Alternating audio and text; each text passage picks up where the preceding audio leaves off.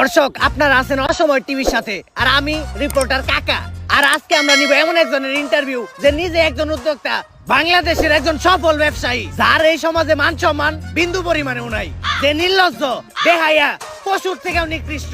তার মানে দর্শক, আপনারা বুঝতেই পারতেছেন আমি একজন কাপড় ব্লগারের ইন্টারভিউ নিতে আসছি। তো চলেন দর্শক বৃন্দ, সেই বউ ব্যবসায়ীর বাড়ির ভিতরে ঢুকি।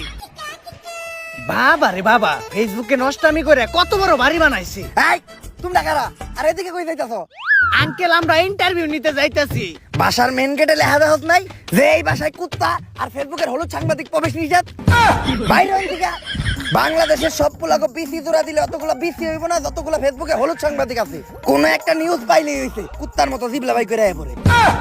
আঙ্কেল, আপনি ভুল ভাবতেছেন, আমি ফেসবুকের কোনো হলুদ সাংবাদিক না, আমি অসময় টিভি থেকে আসছি। TV channel? সরি বাবা। আচ্ছা আঙ্কেল, এই বাড়ির মালিক আপনার কি হয়? আমি তো ওর বাবা। কি বলেন আঙ্কেল, আপনি একজন কাপড় ব্লগারের বাবা? আচ্ছা আঙ্কেল, আপনি যে একজন বউ ব্যবসায়ীর বাবা, এতে আপনার অনুভূতিটা কি? ওয়াক্ফ লজ্জা করে। আমি তো সমাজে মুখই দেখাইতে পারি না, এর লেগে আমার কেউ জিগাইলে আমি কই দিয়ে আমি কামলা দিয়ে খাই। আমার কোনো পোলাপান নাই। আঙ্কেল, আপনি এভাবে বলতে পারেন না। যত যাই হোক, আপনি তো একজন সফল বউ ব্যবসায়ীকে জন্ম দিয়েছেন। জন্ম তো আমি দিতে চাই নাই, আসলে ওটা ভুল হয়ে গেছে। দুষ্টা তো আর আমার না, দুষ্টা হইলো ওই ঘরের রাইতের। ফার্মেসি খোলা ছিল না। যাই হোক আঙ্কেল, উনার জন্মের পর থেকে একজন সফল বউ ব্যবসায়ী হয়ে ওঠার গল্পটা যদি একটু বলতেন। এই গল্পটা অনেক অভিশপ্ত, আজকে থেকে বহু বছর আগের কাহিনী। আল্লাহ, আজকে যেন আমার একটা পোলা হয়। আমার স্বপ্ন, আমার একটা পোলা হইলে আমি ওরে মুকেশ আম্বানির মতো বড় ব্যবসায়ী বানামু। আমিন।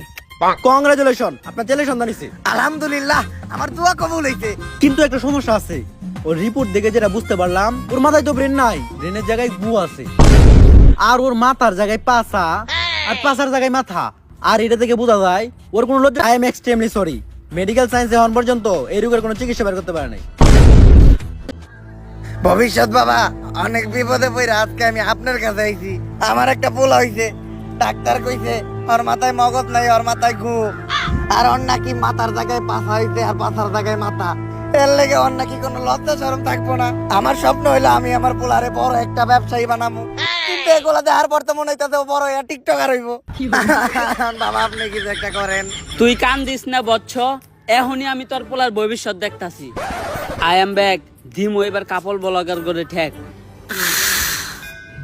চিন্তা করিস না বচ্চ, আমি এইমাত্র তোর পোলার ভবিষ্যৎ দেখলাম। তোর পোলা বড় একজন সফল ব্যবসায়ী হইব। টাকা কামানোর জন্য তোর পোলা সবকিছু করব, এমনকি নিজের মান সম্মান পর্যন্ত বিলিয়ে দিব। যাক বাবা, তাহলে আমার পোলারে আমার ব্যবসায়ী বানানোর স্বপ্নটা পূরণ হইব।